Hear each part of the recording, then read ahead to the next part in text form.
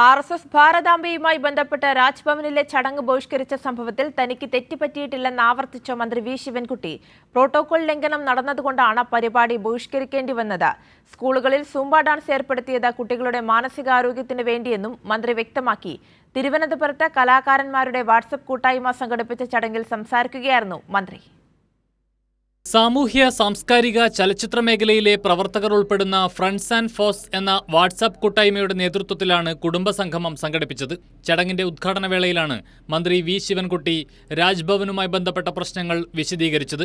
വിഷയത്തിൽ താൻ ശരിയായ നിലപാടാണ് സ്വീകരിച്ചതെന്ന് മന്ത്രി ആവർത്തിച്ച് വ്യക്തമാക്കി.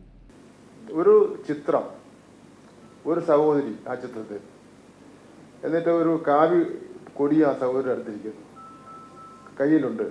ഗവർണർ തിരിയും കൊളുത്തിയിട്ട് അതിനെ തൊഴുതുകൊണ്ടിരിക്കുകയാണ്.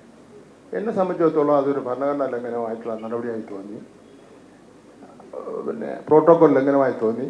ഞാൻ ഇറങ്ങി ഇനി പോരുന്ന സാഹചര്യം ഉണ്ടായി. അത് ഞാൻ ചെയ്ത് തന്നെയാണ് എന്നുള്ളത് തന്നെയാണ് ഇപ്പോഴും ഞാൻ വിശ്വസിക്കുന്നത്.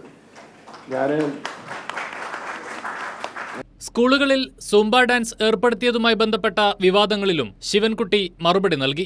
ശാസ്ത്രീയമായി നടത്തിയ സർവേയിലും പഠനത്തിലും കുട്ടികൾ എനർജറ്റിക് ആയിരിക്കണം, അവൻ ടെൻഷൻലെസ് ആയിരിക്കണം, അങ്ങനെയൊക്കെയുള്ള കാര്യങ്ങൾ പറയും. അതിന് ഇത്തരത്തിലുള്ള സൂംബ അങ്ങനെയൊക്കെ ഉള്ള സ്പോർട്സും നൃത്തവും ഒക്കെ ആവശ്യമാണെന്ന് പറഞ്ഞു. സൗകര്യമുള്ള കുട്ടിക്ക് പങ്കെടുത്താൽ മതി, ആർക്കും നിർബന്ധമില്ല. കുട്ടികൾ ക്ലാസ് വിട്ട് ഇറങ്ങുമ്പോൾ ഒന്ന് ചാടി ഒന്ന് ഉഷാറായി ഒന്ന് വേർത്ത് വീട്ടിൽ പോകുന്ന വലിയ സന്തോഷത്തിലാണ്. അപ്പോഴാണ് പുതിയ കണ്ടുപിടുത്തം ഡ്രസ് കോഡ് ശരിയല്ല.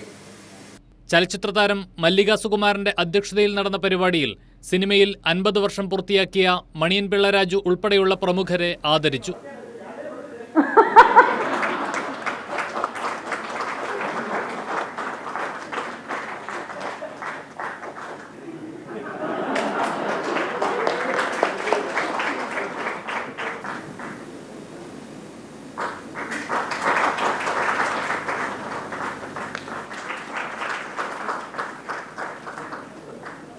തുടർന്ന് വിവിധ കലാപരിപാടികളും അരങ്ങേറി.